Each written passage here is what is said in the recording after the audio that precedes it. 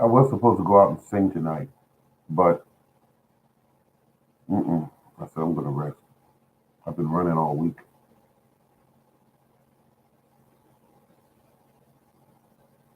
It's been really nice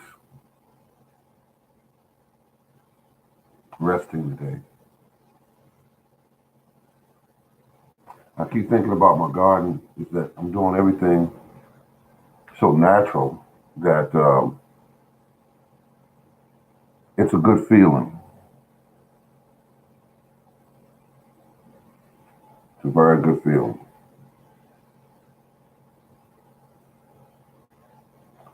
Getting ready for spring. I got all this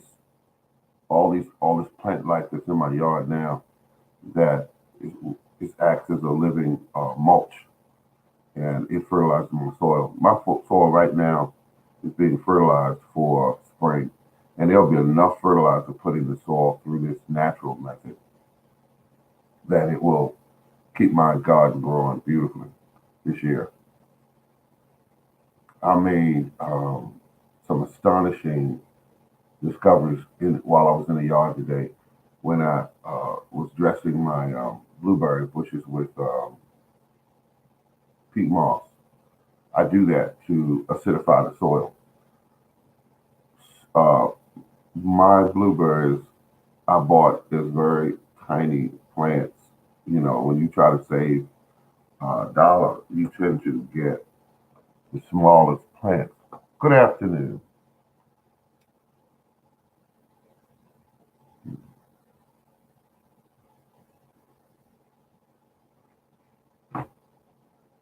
I just love it. I just love it. So I took a half a bag, not even quite a half a bag of peat moss, and I spread it at the base of my blueberry plants, and they are doing quite well. I mean, they're very healthy. You can see that. Um, I don't have to trim them back this year either because there was no dead or dead branches on it, diseased branches or anything like that. Uh, oh, please, anytime I'll do that because when I go there, now actually went back today to check. I made a score yesterday and went back today to check. Then I asked the person that works in that department. I asked him, have he does he have any sales going on? And he said no. He said it's pretty no, it's nothing going on. I guess the question I should have asked him was, do you expect to have any more sales anytime soon? Because it'll be great if you can get up there real early. There was one thing I missed, which was a big bag, 3 pound bags of bone meal. I missed that because when I got there, all of them were gone. And I did get a number of bags of blood meal. Um, but had I gotten there, I could be honest and tell you what I would have did. I would have got a number of bags of the blood meal and the bone meal because that's a fertilizer you can put in the ground and it will slow. It will fertilize your plant slow, but it will do it for months, and you could get some of the best tasting tomatoes and cucumbers and when people do when summer comes, let's just be honest what they do. They go out, they're on a budget, and they go and they try to buy what they need. But when they look at the prices on those bags, it makes you think. You say, I'll get a bag of blood meal, bone meal. They're about $8 a bag per bag. And you get those and you think about, okay, I got fruit trees, I have fruit bushes, I have the vegetables to put in. How am I gonna do this with just 2 bags? Then you'll say, well, I'll dip into my budget a little deeper. And they'll do that most of the time because it's springtime. You want to make certain that you have what you need. I found a way, if you don't have the money for those bags, if you don't have them, and you say to yourself, I'm going to, hello, I'm going to go to my local fish market. And there'll be a guy up there. Usually it's a guy. And he's cutting up all these fish. And he's tossing the bones and the heads to this little hole, or it's a trash can sitting underneath. Now, all of that nutrients goes in the trash. Somebody's landfill somewhere. It's sad. It really is sad. But if you could get some of that material, see, I'm just being honest with you, good people. If you could get some of that material, dig your holes ahead of time where you're going to put your plants. You're in the spring now, getting near spring. You dig your holes 8, 9 inches deep, 1.5 wide, depending on what you're growing. If it's a tomato plant, you want the roots to have enough room, so you loosen up that soil. You come back from the store, 5-gallon buckets. You get at Home Depot with lids on them. Or you can go to a restaurant. You want to save more money, go to a restaurant, ask for the free buckets. You get 2 to 3 buckets full of fish heads, and you ask the guy, as you tip him, could you come back and get more if needed? Yes, no, whatever the answer would be. And you bring those fish heads home. You put them in the garden. When you put them in the garden, you're going to see something miraculous take place when you set the plant on top of all that nutrients. And that means putting the fish heads in the ground, covering them up 2 inches on top of the fish heads. If it's a tomato plant, and you set that plant down in there, and then you cover all the rest of the soil around it. Once that plant taps into that soil, that food supply, bam, it's going to go crazy. That plant's going to go crazy. It's going to go absolutely crazy when it pops into that food supply. And the biology is going to come into that soil, and it's going to start eating and breaking down those fish heads. And once that takes place, they're going to feed your plant a steady supply of absolute, of the best nutrients for a plant. Not just the 3 that you see on some bag that the guy's paying $8 a bag for, but you will have nutrients that you've never heard of, and they're all part of that fish. Because the fish come from he comes from an environment where it's nothing but nutrients. They're the beginning of all life, which is water. And he comes from that, and he brings that into your garden, and he puts it in your plant. Your plant has no alternative but to grow. It's that simple. The plant can't fail because of something you did. The nutrients are there. And they'll look at your plant to see how dark, pretty green they are, how well they're growing, how solid the plant is. When you feel the stems and the leaves, you'll feel how solid that plant is. You will never go back to bags from box stores again, because you're saying, no, I'm not paying $8 for this. But it requires getting in good, or getting the bags the fish from one of the stores. Now, what I usually do, I take the fish and put them in a hole. I take a handful of lime and put over top of the fish to kill if there were any odors, it'll kill it. So that's what you want to do. And you put it down in there. And you put it 8, 9 inches deep. Keep the animals off of it, if you have any in your location. That's all I'm saying. You put them down in there, and I'm telling you something right now. Once that plant tap into it, bam, it's going to go crazy. It's going to go absolutely crazy. And I love seeing that when a plant does that.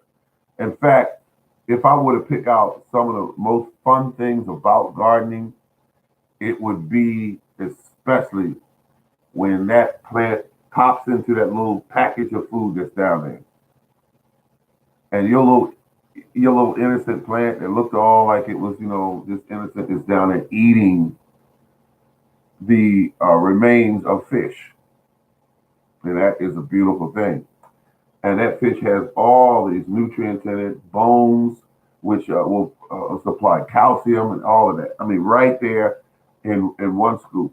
It's a wonderful thing, folks. It's incredible. It's a wonderful thing.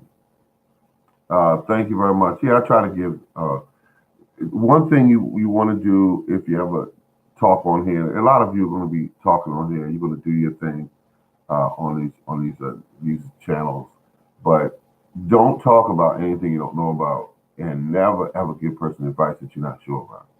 Don't do it because they'll go out and try it and it won't work, and then they'll come back to you right online and they'll say, "I did what you did, I said what you said, and it didn't work, and I wasted time and money and effort. Thank you very much."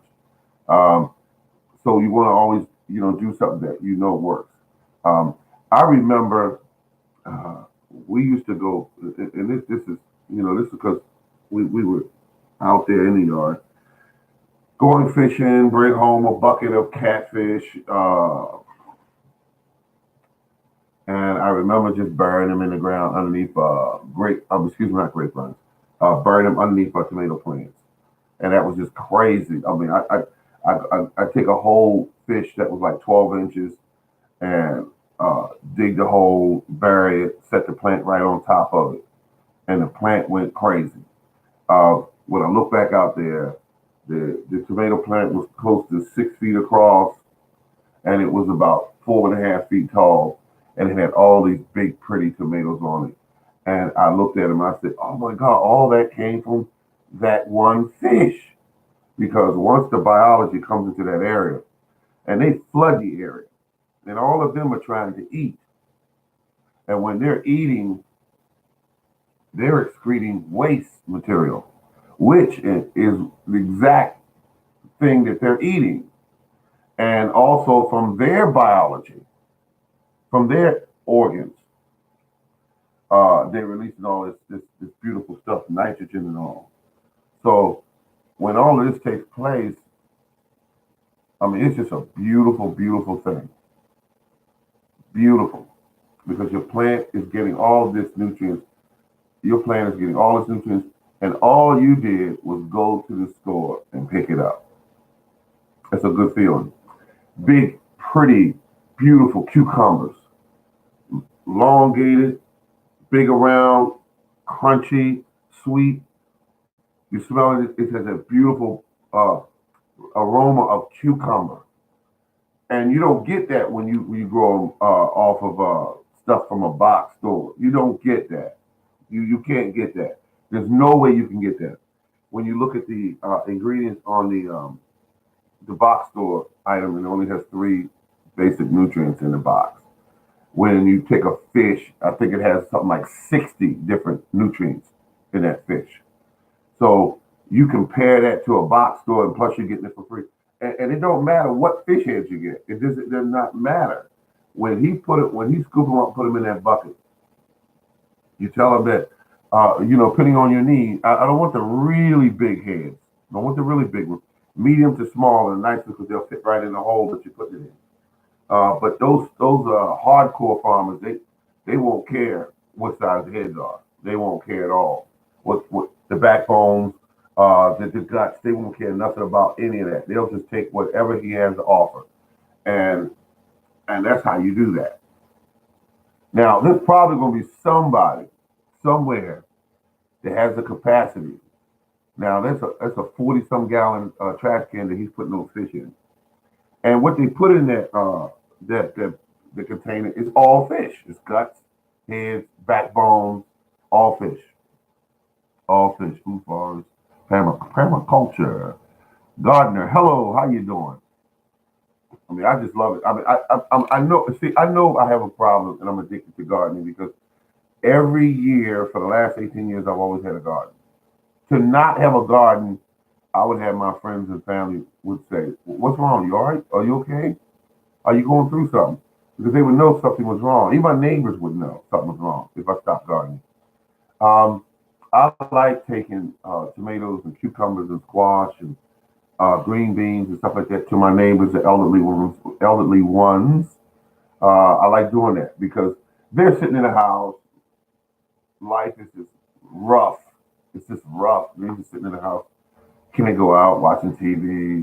Sitting in, and they get this knock at the door, and it's your neighbor across the street, and he or she says, "Listen, I was wondering, could you use any of these homegrown, garden fresh, completely organic tomatoes I just grew?"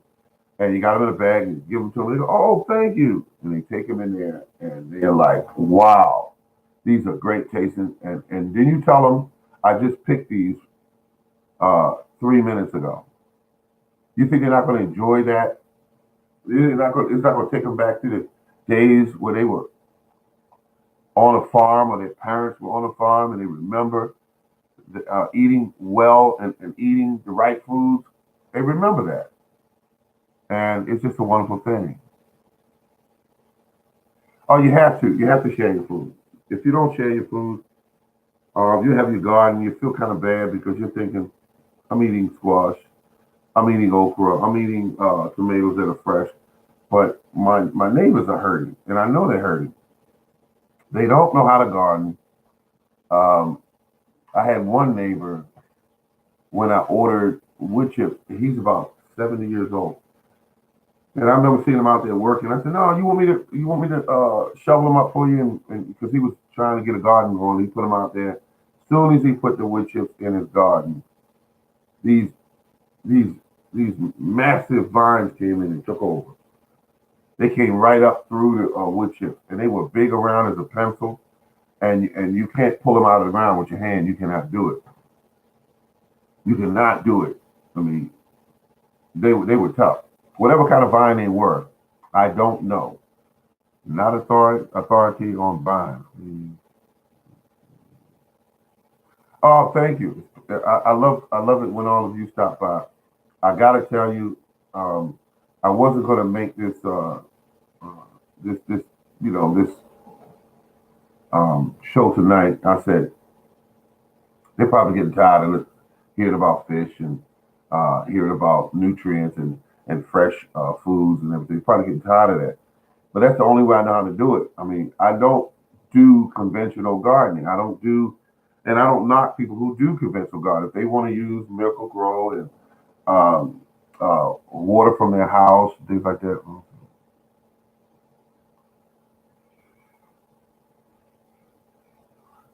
Oh, thank you. I try. I try. I really do try. All I want to do now is get the information out there so when summer comes around, in spring and summer, that the gardeners that tune into this program feel empowered to go out this time around and say, I'm going to keep some of my money in my pocket. I'm going to do this, and this. And they can go out and save money. I've been doing it for 18 years. It's not a long time, but it's a good amount of time. And I made all the mistakes. I made them. I've made them. I've done it. I've bought uh, 40-pound bags of manure from the box stores and then found out all I was buying was mostly mud and dirt in a bag because it was whatever that was they had in there. And then they had all these weeds with it that came with it from some strange source that grew huge. And so I got them under control because I didn't want that kind of biology in my soil. They were just taking over. Um, the other thing is I bought box store things. I was paying $8, $9 a bag, and you put that down in the yard, and you run out and you're trying to, savor what's in the bag. I've done all that. And said, you know something? I said this is getting expensive. And when I looked at the reality of it, when I get some tomatoes and some cucumbers, and then when I average that off with what I spent that year, I said, wait a minute, this is not adding up. It's not supposed to be like this. I said, number one, this stuff is not growing. Number two, um, I'm getting a problem with cost.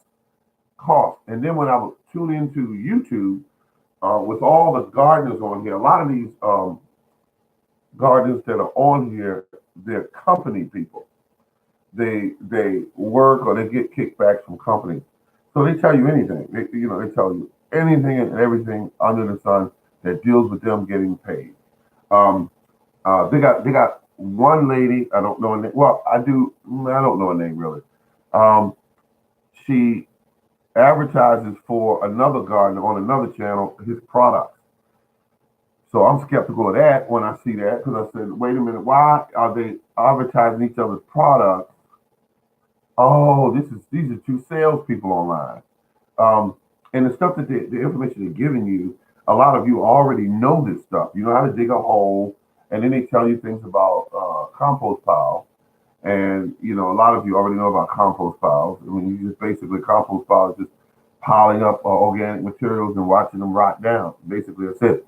And then some people tell you, how to do gardening the hard way. I watched a gardener on channel a couple of days ago. He was doing something with his compost pile, and I remember looking at the compost pile. And I used to do it, and you got all these materials. You got to move them from here to over there, to move them over here so they break down better. And I remember thinking to myself, I learned that same crazy stuff on YouTube. And I was doing it out there in the heat, moving these big piles and, with the pitchfork and moving them and with the shovels and everything. And that was crazy. And I'm thinking, how long can I keep this up? I can't keep this up. I cannot keep doing this. This is not something that I want to do with gardening, keep moving this stuff around. Why am I moving this stuff around? These leaves, when you get 800-900 pounds of leaves and you're trying to move them around, come on, you got a job on your hands. So I got tired of that. Then I saw another guy he put a big 5 horsepower tiller in the compost pile. He was tilling. I have a video of me doing that as well. I was tilling this pile with a tiller. It's bouncing around inside the compost pile. And I'm thinking, do I really want to keep doing this? Do I really want to keep buying gas and the loud sound of that tiller destroying my hearing? And I'm standing there, blah, blah, blah, blah, through the pile and trying to turn it. I don't want to do that kind of gardening. So I said, wait a minute, stop it. That's crazy. I got rid of the tiller, sold it on Craigslist, I think $200, something like that. It's worth a lot more, but, 200 was good for me. So I sold it. They put it in the trunk, and I felt bad for the guy. I said, damn, he's going to actually go home and be tilling his soil. And each year, his soil is going to get worse because that's what tilling usually does. It destroys the structure of the soil. And that structure destroys the homes where your biology lives. There's no way around that, however you look at it. But you can till soil, and you can get away with it for a number of years. But when you start looking at how much work you're putting in, and then when you start looking at your soil, when it rains, how it crusts over on top, that's your tilling doing that. Because my soil don't crust over anymore. It doesn't crust over. When I want to till my soil, I don't do. Now, some people smart, they get the chickens out there, let the chickens till up the soil. Let them till it up. That's the best way to do it because they fertilizing while they working. They just walk around and go, ah, ah, and they just fertilize it all the way through. And that being said is sorry for that example, but they're out there working for free. Or you could hire this company and they'll do it for free. They'll till your yard up whenever the weather permits, and they're called earthworms. So they will do it for free. And so when I learned all that, I said, okay, you chop down the weeds on top and the grass with a weed whacker or a lawnmower, let it hit the ground, and the worms and the biology will do the rest. You don't have to keep moving compost piles around because your compost pile will be right there in place where you're gardening at.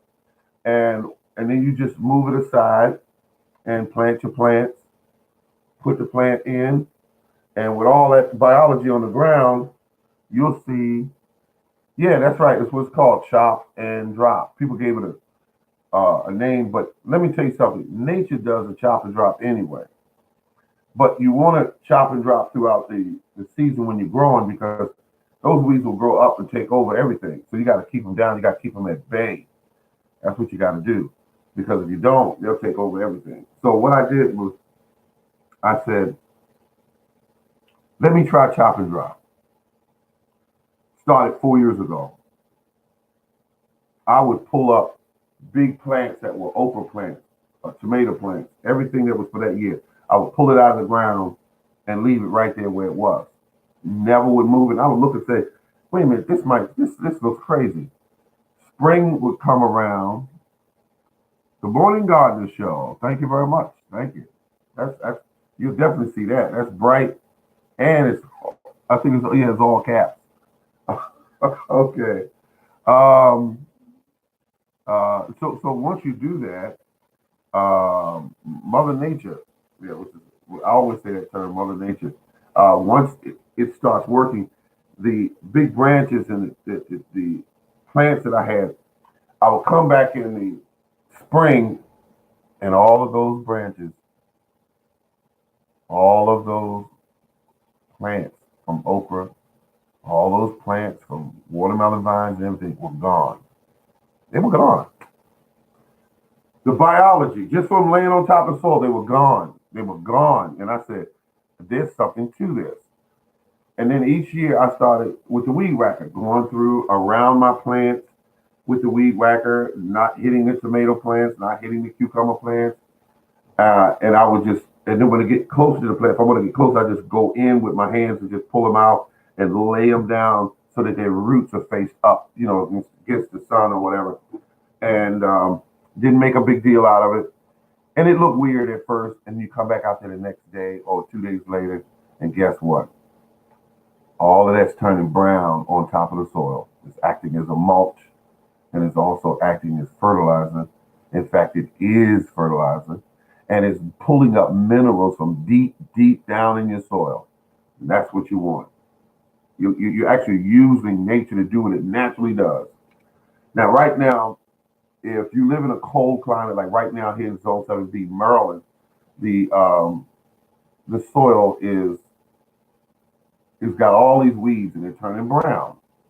Well, that's chop and drop because once they turn brown, the snow and water and rain will push them to the ground, and the biology will start eating it, and they will be gone when it starts getting really cold. They'll be gone. Those plants will be gone. The remnants of those plants, I want to say. So once those plants are gone, you're looking at a situation where they're gone in the ground, the right time of year, when it's supposed to be fertilizing the ground. The best time to fertilize the ground is in the fall and in the winter. And the best way to fertilize is to let nature do it naturally. It'll take some time to bring your garden soil up to par, but all the materials you need for your garden are pretty much right there. All you're doing is helping it along when you get the fish heads. It's all you're doing. I swear. All you're doing is helping it along. If you don't want to wait 3 years down the road with your chop and drop, if you don't want to do that, do your chop and drop and also use your fish heads. Pop, dig a hole, put the fish in there, cover it over with the native soil, put the plant on top, cover it over, and nature will do the rest because the biology in that area is they're gonna say, hey, come on, it's a party. What is got? What is serving? Fish. Oh, I'm on my way. And they're gonna crowd into that area and start eating. And the plant, once the plant goes down and taps into that rich liquid surplus of food, bam, it's gonna go crazy. It's gonna go crazy. That's what I love to see plants do. I love that when they do that. It's and it's so obvious the plant that just tapped into that food supply. It's so obvious. All you have to do is look at the plants around it and look at the plant you just put in the ground 3 days ago, 4 days ago, 5 days ago. And once it taps into that food supply and you just see it, each day you go out there, when you come out to your garden, you see it just getting bigger and bigger. And then it puts on blossoms and you say, wait a minute, it's not going to be doing it that fast. Blossoms, and then it puts on, and you see the little tiny tomatoes coming out, or you see little tiny cucumbers coming out, and you know you did it right. You know you did it right. Now, we need to talk a little bit before I go because I see that the old clock on the wall is saying I gotta go. Start watering your plants with the right water. I know. You can hook up a faucet to your house and you could water with your water hose. I did it that way for years. But why would you want to water your garden with chemicals, bleaches that are in the water? Why would you want to do that? Its whole purpose, the chemicals they put in the water, is to kill germs, life forms that are in the water. And you're putting that in your garden. And it's killing the biology. It's killing the biology in your soil. That's what it's doing. And why would you want to reduce the biology in your soil? You're not doing it intentionally. It's just that you never really quite thought of it that way before. Wait a minute, I'm watering it with these chemicals and the plant is acting stumped for a reason. Why does the plant act like it's not growing? You're killing the biology. They return to eat the food supply and you force them back with water from your house. I used to do it. Like I said, I used to make these mistakes. Now I don't do them anymore. I have rain barrels. That's what I have. Join the club. Get the rain barrels. Sometimes you can get the barrels for free. Get you a couple of pieces of PVC. Go look at some videos and see how they put them together. I have a good system where I use a manifold system. I didn't cut any holes. They show you some of these videos with. If the guy's cutting all these holes in the barrels, he's doing it wrong. I don't like doing that. I don't like doing that. I don't want extra work. I just connect the barrels already have, those 55-gallon plastic barrels already have what they call them. They already have fittings on them. All you got to do is find the right ones that fit together from your PVC department in the box stores. And they're there. Because I screwed all my stuff together and ran them out and put everything together. And I get the, what they call them, the ball valves from them. Get those. And I did 3/4 inch size tubing of the PVC. That's the size I wanted, 3/4. That's what I did. So I put everything together. I only cut one hole, and that was the hole. You'll see the system that I'm using if you look at my videos. And it goes around and it ties into the gutter. One hole in the gutter, one hole in the barrel, and didn't have any issues from it. They've been sitting there now for about 5 or 6 years. And you get like a medium rain and those barrels are full. 100 gallons of water. And you'll see that your plants will act so much different when you start giving them the correct water instead of just out of a faucet. Ladies and gentlemen, thank you very much for tuning in. I really enjoyed all of you being here and asking questions and keeping me company, and I appreciate that. Thank you very much. This has been the Morning Gardener. And make your plants go crazy this year. Put a little fish underneath of them.